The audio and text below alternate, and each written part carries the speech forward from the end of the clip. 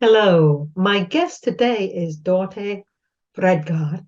Now, Dorte, before I move on from that, can you please tell me how I should have pronounced your name? Well, if you want to pronounce it in Danish, it's called Dorte Bredgaard.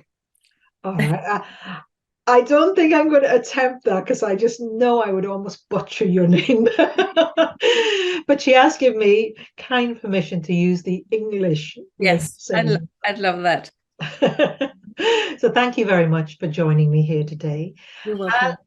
I know, I found out about you when I was looking on Facebook and I saw that you have a lot of knowledge about the teeth and but from a different angle. And that totally fascinated me because I've seen a few things of late that come in about our teeth and the health of our teeth, the health of our mouth. And it's coming in from this angle that I not never even contemplated before. So that is what we're really going to be talking about. Your research, what you found out, and how that links in a way to energy therapy, because that's where I work in energy therapy. And what you have put out there really just melds so beautifully into that area. But I do have to ask one question first. Yeah. Uh, how did you get involved in this, Dorothy? How come you ended up in this career path? Oh, actually, teeth has been my path from the beginning Mhm, because my father was a dentist. mhm, And already when I was 14, I started to have a job at his office in the summertime and in every second Saturday. And in the beginning, I wasn't fascinated at all. But at some point, I decided I was going to be a dentist. mhm, So then I had the education and I started working as a dentist. And in the beginning, I was, well, this is really great. I love my job, and I love helping people and fixing their teeth. But I also had this frustration that grew because I was wondering why people had only had decay in their right side or their left side or the upper mouth or lower mouth, and how could science explain that? And I also remember a patient of mine who came, and every time she came to the checkup, she had 3 or 4 new cavities. And one day she asked me, well, why do I get all these cavities? And I asked the question I could ask as a dentist: how much sugar do you eat? mhm. And she said, I don't even like the sweet taste, so none. And I was, oh, I don't know then. And I had more patients like that who asked me questions I couldn't answer. And then when I had been a dentist for 10 years, I suddenly had two new cavities, and I had only had two when I was 15 and 16. So I had really good teeth. So why did I get the cavities? And I knew that I hadn't started brushing in a different way or eating more sugar. So I knew at that point that I had to find another explanation. And I was thinking and thinking, and I couldn't just figure it out. And then I had a new friend, and he was an astrologist. He was very wise. And he told me that you have bad teeth if you bite your tongue instead of biting back. Mhm. And when he said that, it was, oh yes, of course. At the time I had my new cavities, I was in a marriage that it was it had come to an end. And you I'll pull know you back there because I didn't quite get that for a moment. It took me a moment to think what you meant. You get bad teeth if you bite your tongue rather than bite back. I yes, mean, if I put that out, in other words, you hold your words in. You exactly, that's what. took me a moment to get that one. Carry on. Yeah. Mhm. Words are energy. Mm. And if you get really angry with somebody, and you don't let all the words out, then you hold back a massive amount of energy. And where does it go? it's used to break down instead. And I knew that at the time where I had my cavities, I was in a marriage that didn't function anymore. It had been dead for some time. But in my family, we don't get divorced. It's shameful to be divorced. That was the telling. So I was, all the anger, all the frustration that I had, it didn't let it out of my mouth. And such a metaphorical way, I didn't let it out of my mouth. All your language is reflecting that your emotion would be held here, isn't it, really? Yes, exactly. And so you had this kind of revelation, if that's the correct word, this inspiration. You're probably better at English than me, if I get the word. But this sudden understanding, oh, wow, maybe there's a different reason then for this. And then what happened? What happened from that point? What did you do? It became my new working theory. Mm, And I have always talked a lot with my patients. Actually, it was also for me to feel safe with my patients. Patients are very close to your body, mhm, and I had to sense if we were okay. So mhm, I always talked a lot with them, so I could feel safe in the situation.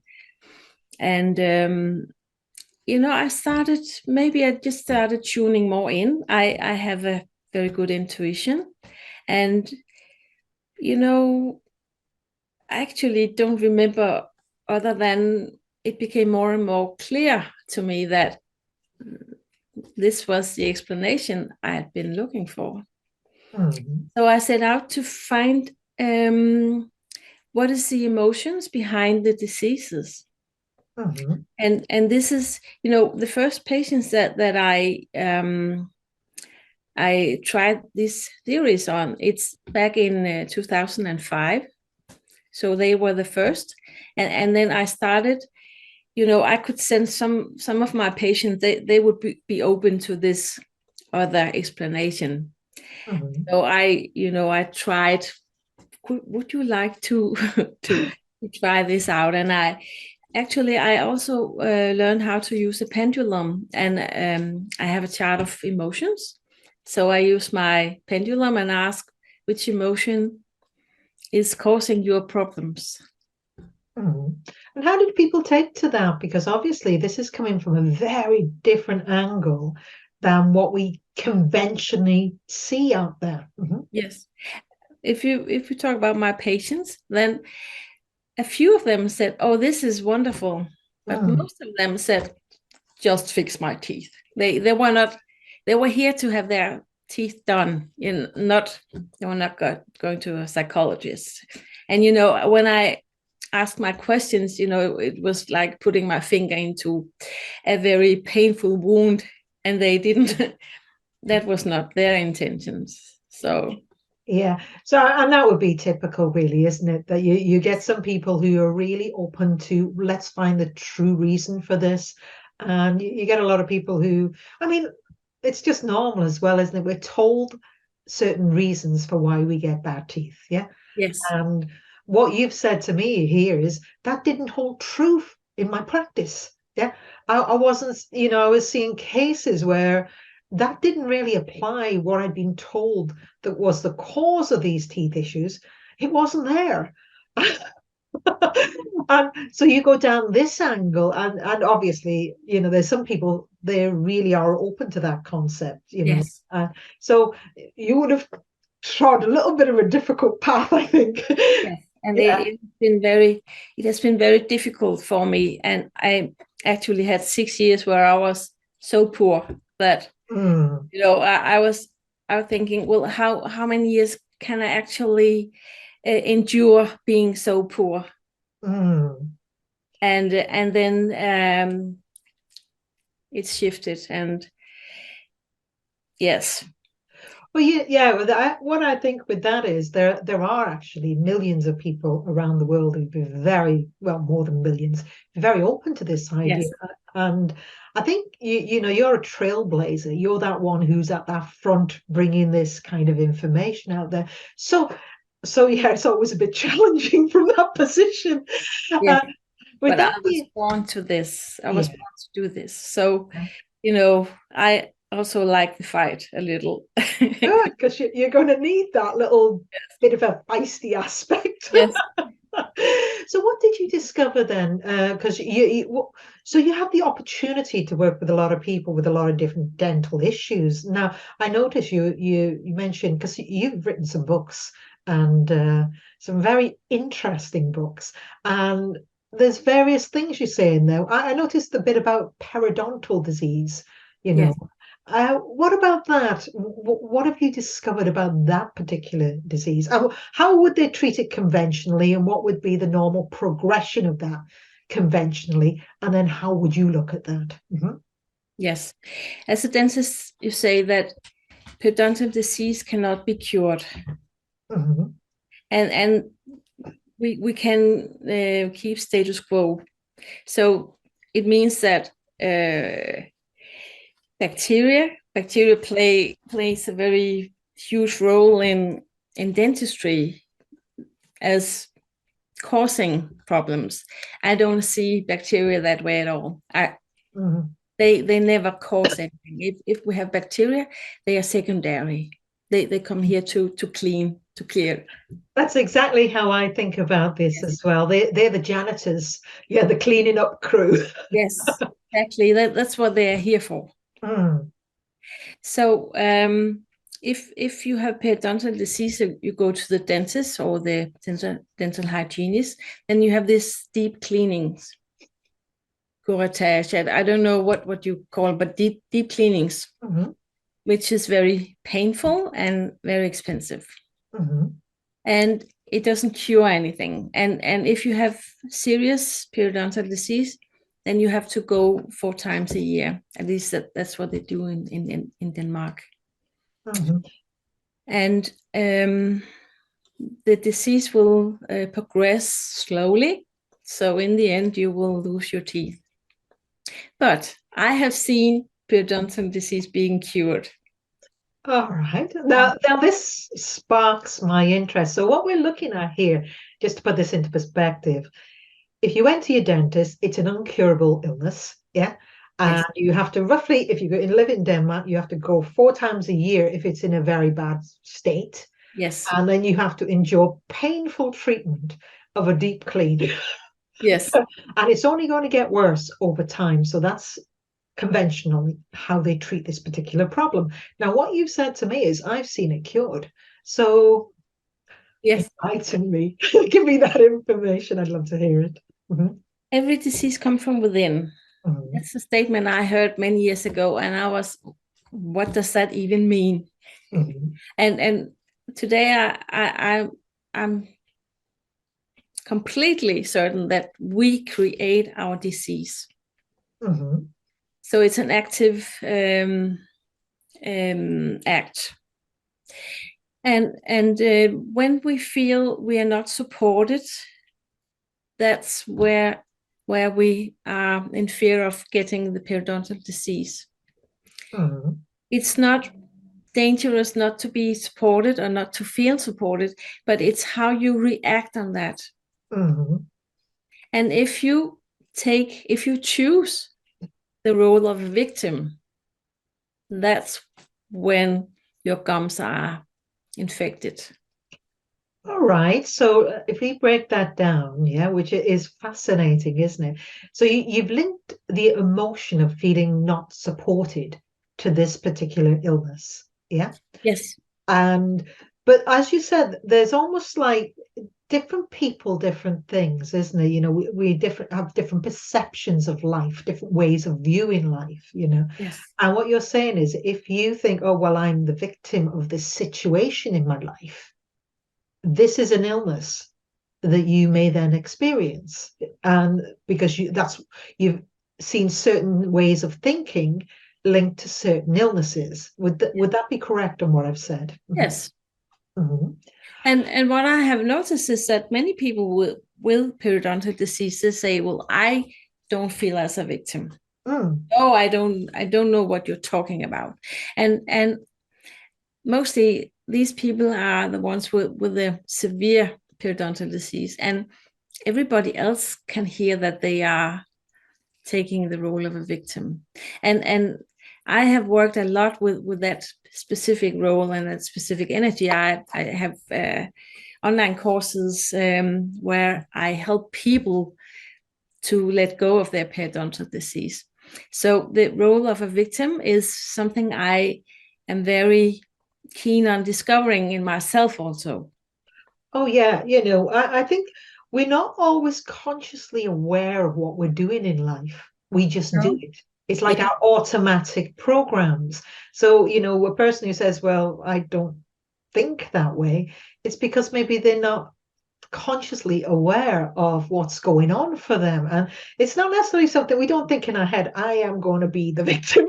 No, no. No, it's kind of the unconscious programs that we run as a consequence of different things Yes. we've experienced in life. And so we might be quite oblivious to that. And it, at some reason it's shameful to be a victim. That's what Oh people. yeah, yeah. No, no, I'm not a victim. It's if I say it's because you feel inadequate. Oh yes, I can relate to that. But being a victim, no, that's not me. And they can be very aggressive. In many years ago, when this was new for me, and I was writing it on Facebook, and people they got so angry at me. Yeah, yeah. Because it feels like you're attacking who they are. Yeah. Yes. You know, it's like And almost like a personal attack. But what you're just saying is it's not that. We're just acknowledging we run this particular pattern. Yeah.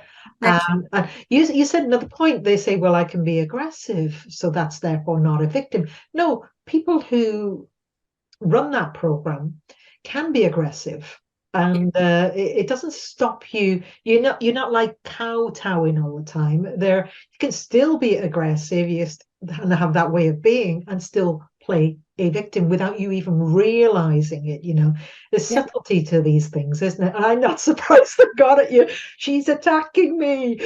But in reality, what you're just looking at is what's the emotion? You're doing it more clinically. What's the emotion that's driving this illness? Yeah, Yeah. it's not an attack on the person either, because, like I said, they don't know that they're running that. I mean, there are some people who do know. You know, I've had some Yes. clients who've said to me, "Oh my gosh, I'm doing the victim," and them, you know, they'll That's work where the really change easy. starts. Hmm?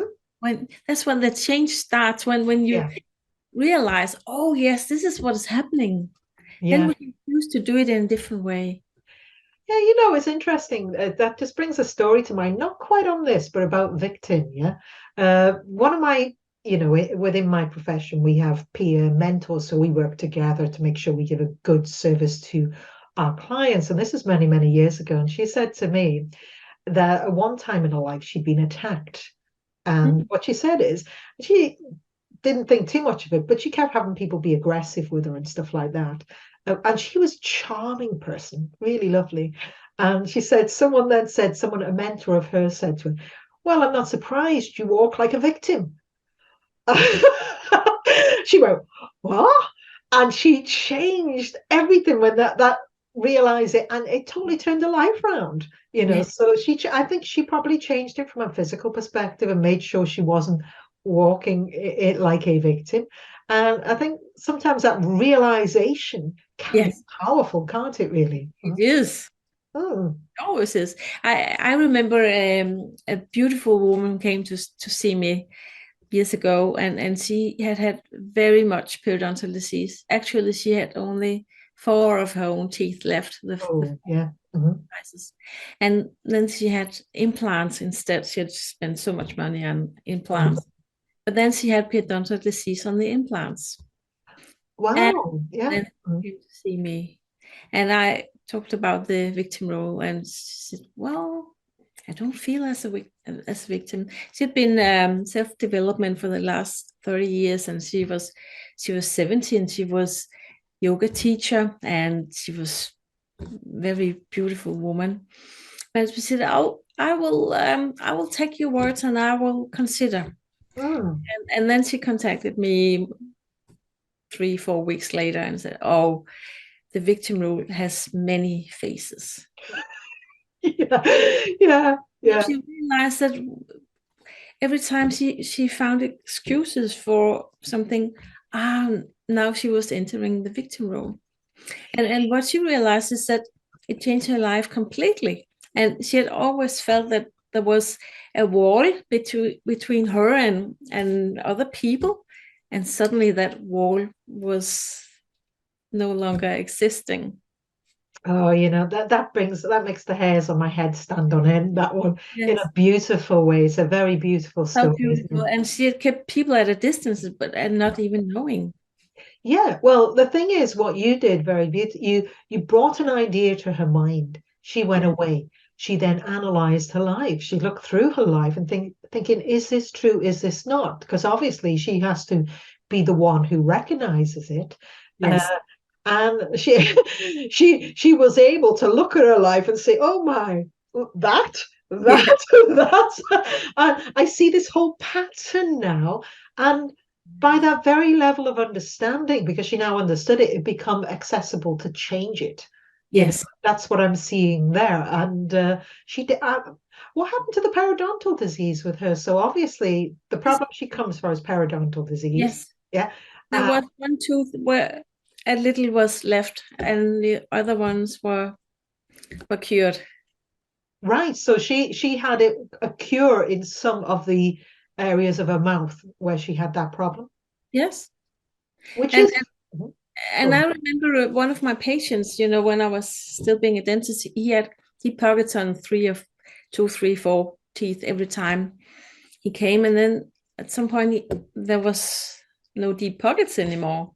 Mhm. So I asked him, and he didn't know about how peculiar I am. So I was just a dentist. So, but I asked him, "What has changed in your life?" And then he was, "Oh, yes. Normally, my work has been driving me, driving around. I don't know what if I use the right English term, but then he decided he would drive. He would be the driver at his work. So instead of being, um, At the mercy of everyone, at the mercy of his yes, company, being told what to do, having no control, he then stepped in, took control, took exactly. charge of his life, and then what happened to his teeth? Yes. So I couldn't write such a large bill as I used to. But He I was, lost money as a consequence of him sorting himself out. yeah, yes. But I was so grateful that he put words on, so for me to bring further. Yeah, I see this all the time. There are many people within our kind of helping profession, and you're another branch of it, but you're working in the dental area. We're very passionate about the results they get. It's not always the money. The money isn't the major driver. You're looking for that feel good of help, and it's got to be money under certain conditions, Yeah. and I see that. So, um, with his teeth, so you said his teeth had improved, and you found out what had changed in his life. Yes. What other dental issues? Because I noticed you talked about in your book, uh, teeth being in different positions, maybe slanting and not being straight. And what have you linked to that? Mhm. Every tooth corresponds to an area of life. Yeah. And that is so obvious actually, because we're not born with teeth. We get teeth in different ages. When we get ready to embrace a new energy, then we get new teeth. Mhm. And the position tells about our personality. Mhm. So the centrals, they are about expressing ourselves. So talking, we also place the tongue on the back of these centrals to form the words. So if they are very much in front, then you're using that energy a lot. Mm. And if you show me a picture of teeth and they are not aligned, I can tell you exactly the personality of this person. All right. Now, just thinking of someone, my mother. Yeah. All right. Now she's 90 now and she has lost some teeth of late. However, she always had very nice teeth, but they were slightly prominent at the front. Yeah. Is there anything you could pick up from that? He's probably very curious about what was going on in the world, Hmm. like reaching out also. All right, reaching out and curiosity. Um, and any other thoughts that come to mind for that? But it's I'm very what do you call visual. So if you You needed to see them. yes, because then I would get some informations. My intuition would. Ah, yeah. I should have brought a picture. All right. Yeah. So, What I can tell, which is very essential, the lateral, the number two, when at least the Danish system, we count from the middle. We count yeah. number one, two, three. I know it's not the same system in all countries, but this is the system I use. So the number two, the laterals, they are about our ambitions and our abilities, what we can do, and also our highest potential. Very, very beautiful tooth.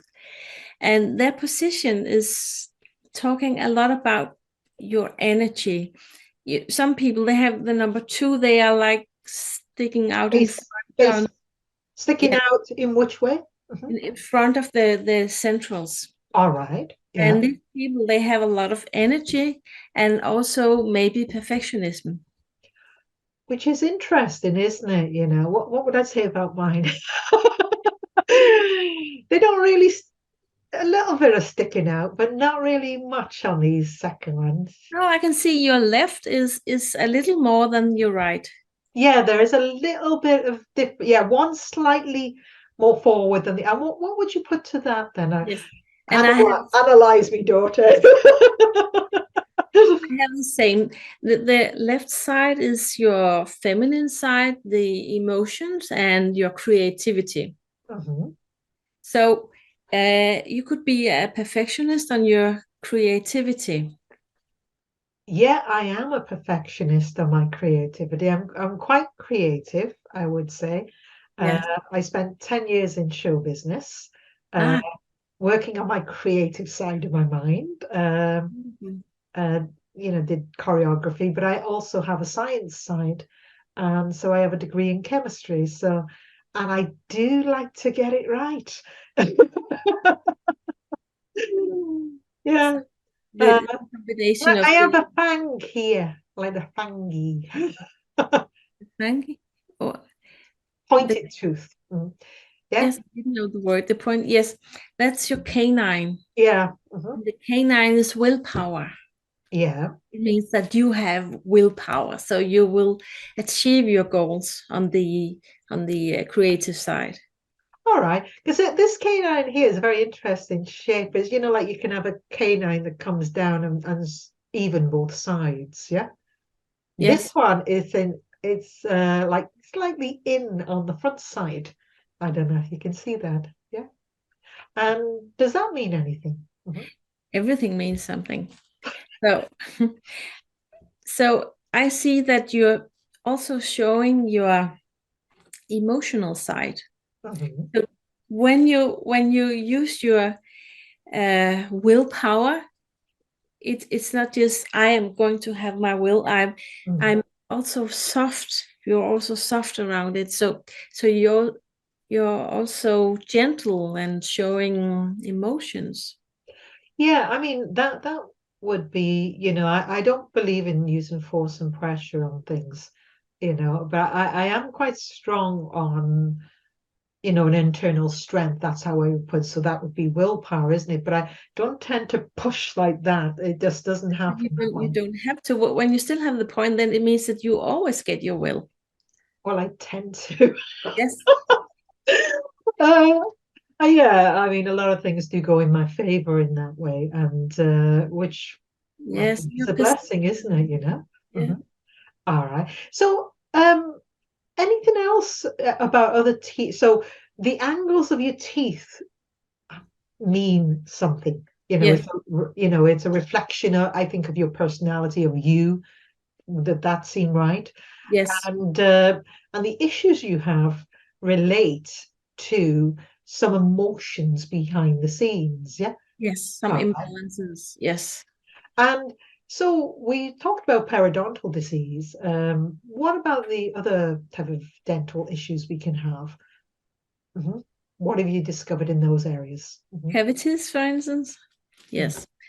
You have cavities when you are feeling inadequate or when you take the role of a martyr.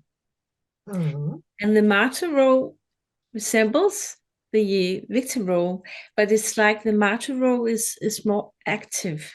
Yeah. And what does that mean if the martyr role is more active?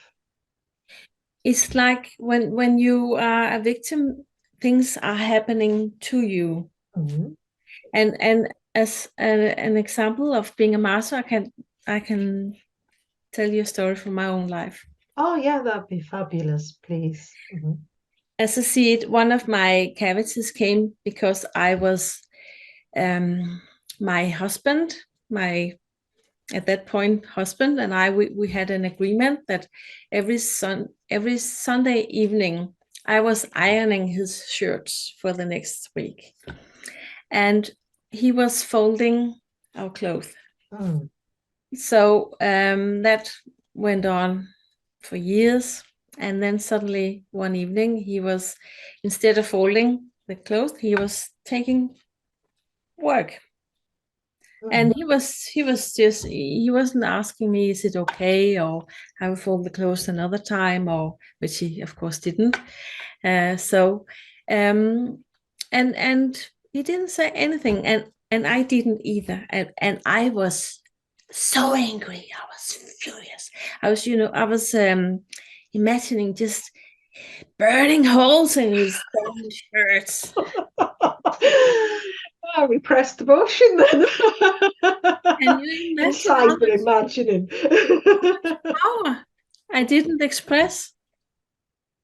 Mhm. And that's a martyr role. It's I was actively ironing his shirts. Mm. I could have said, "Oh, I can see the agreement is off today." I I couldn't do that. Mm.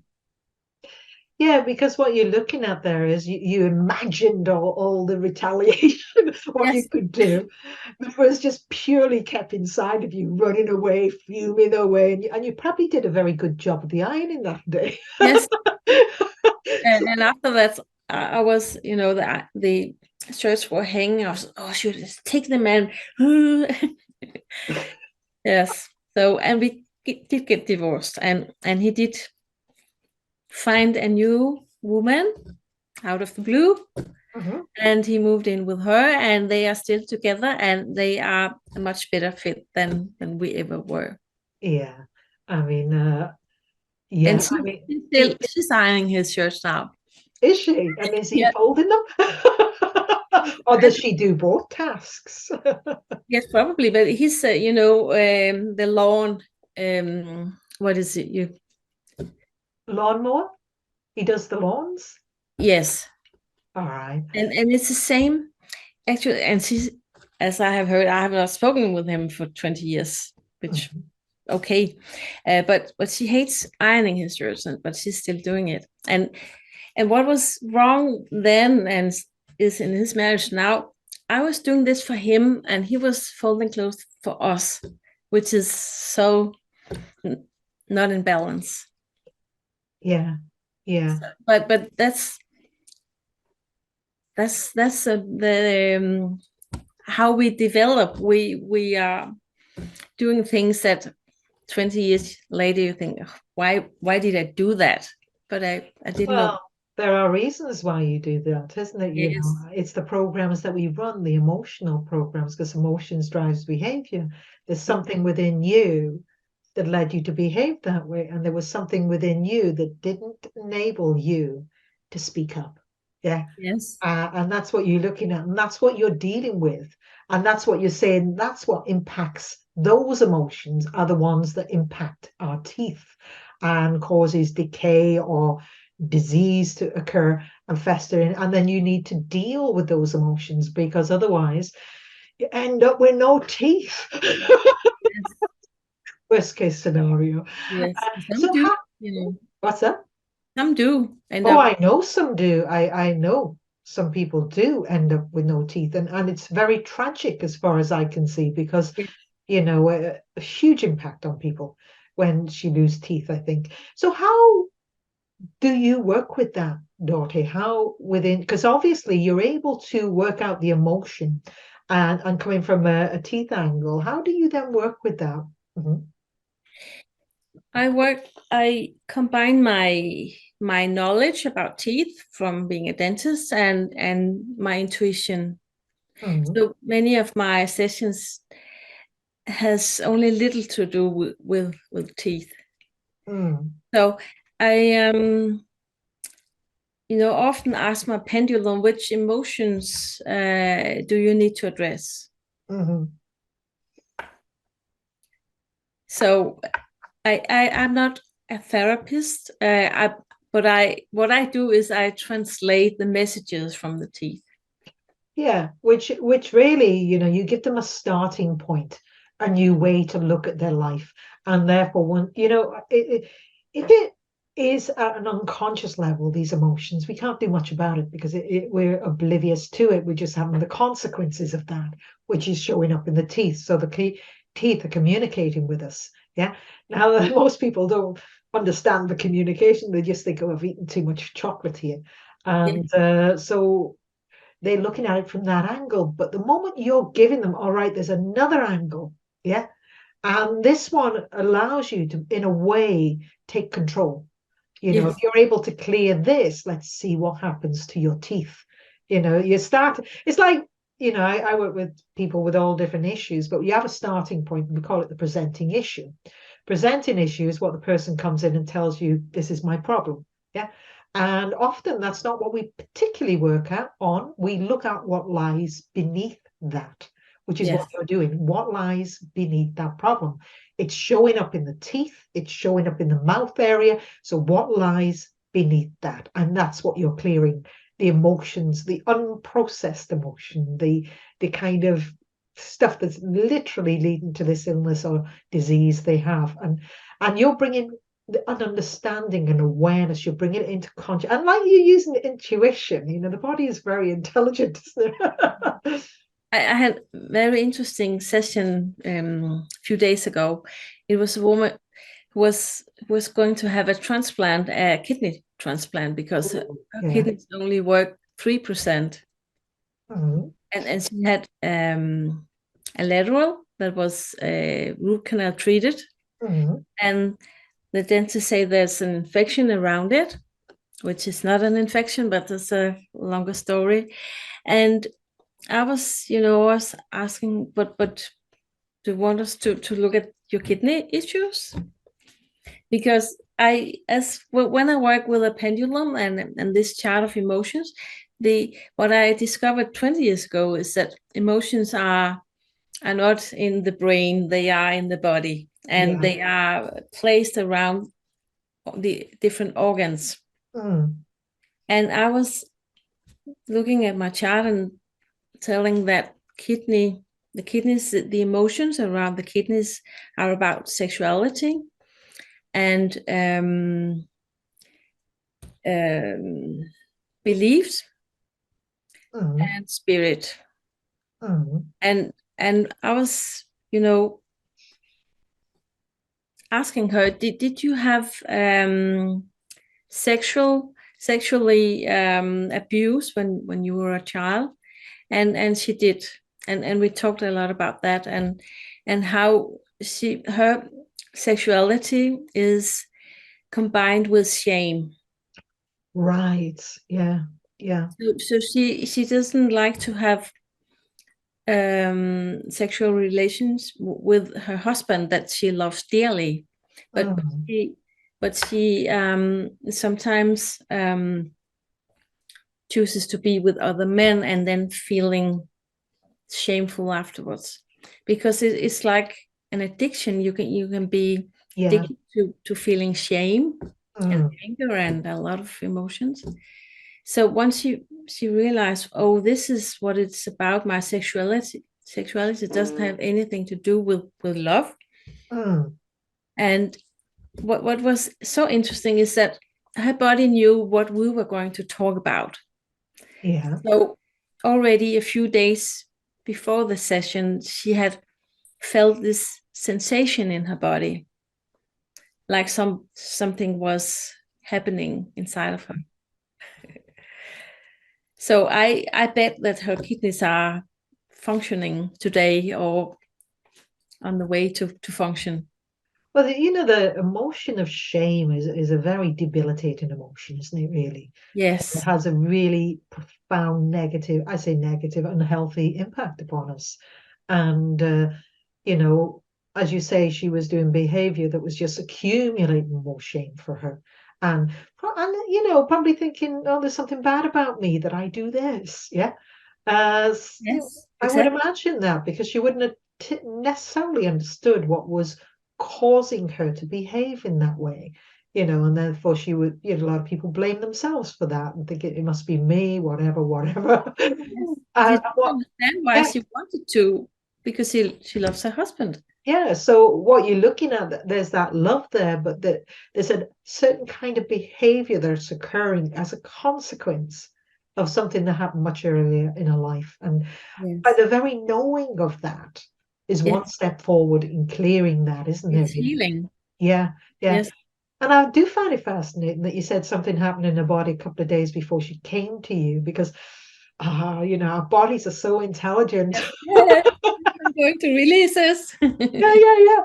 And I do think, certain things happen at a certain time for a certain reason. Yes. 'Cause so many people say that, well, I picked this book up years ago. I didn't read it.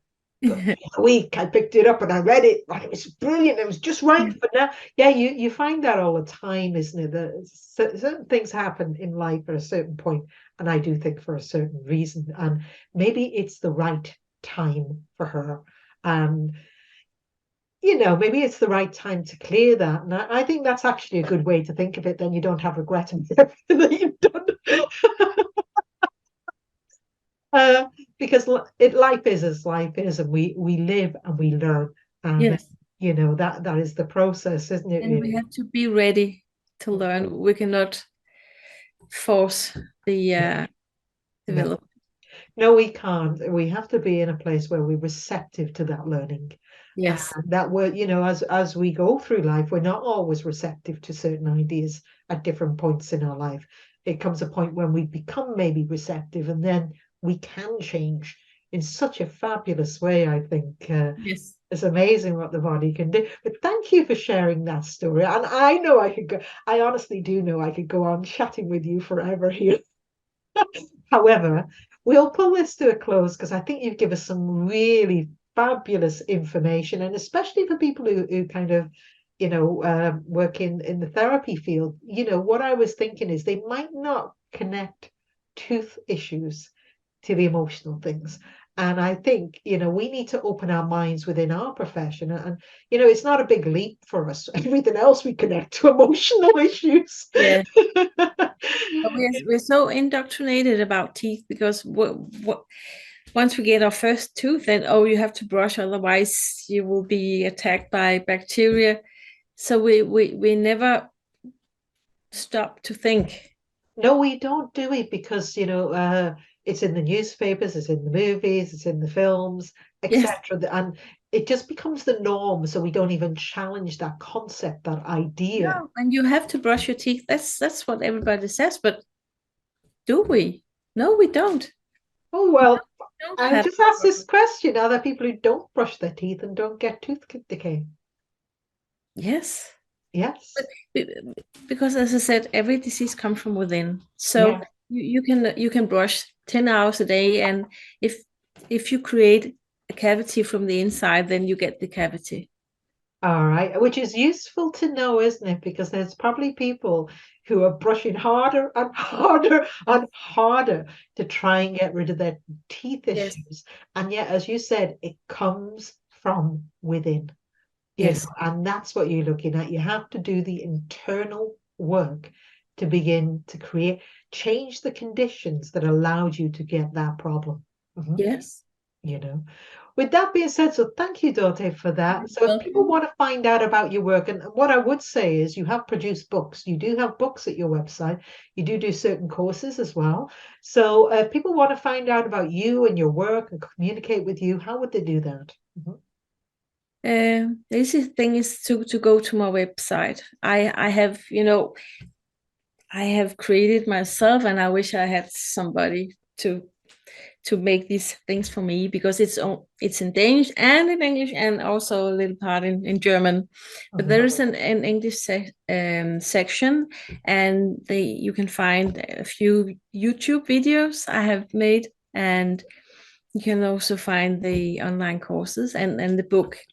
The All book, right.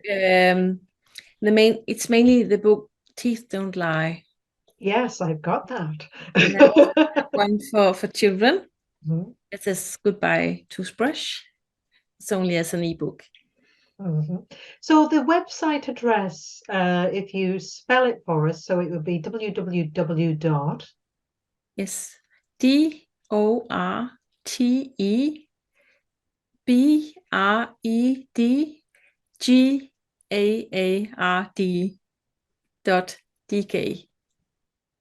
.dk. Yeah, at the Yes. end. All right. So thank you for that. I think it would be brilliant because I think, we're just, sometimes we really need our eyes open as therapists. If we don't even challenge things, we won't even see them. And No, for me, and, this is, and yeah, on my go on. webpage there is a chart of which areas of life teeth represent, so that you can take a screenshot and use it. Where is the chart in the book, did you say, or in your Can I website? send you? Would it be good if I send you a link to it? Yes, it would be good if you send you a link. What I will do is I will put that information where I put this video or where I Yes. put the podcast. I'll put that information there as well because I think people would love to see that information. And like I Yes. say, it opens their eyes, but it opens their eyes to helping people and really being even more holistic, when you think of health and well-being. But thank you very much for that. I think that's absolutely brilliant work you're doing and You're welcome. pioneer. Yes. All right. Thank you. I will finish this call now and yeah, hopefully speak soon.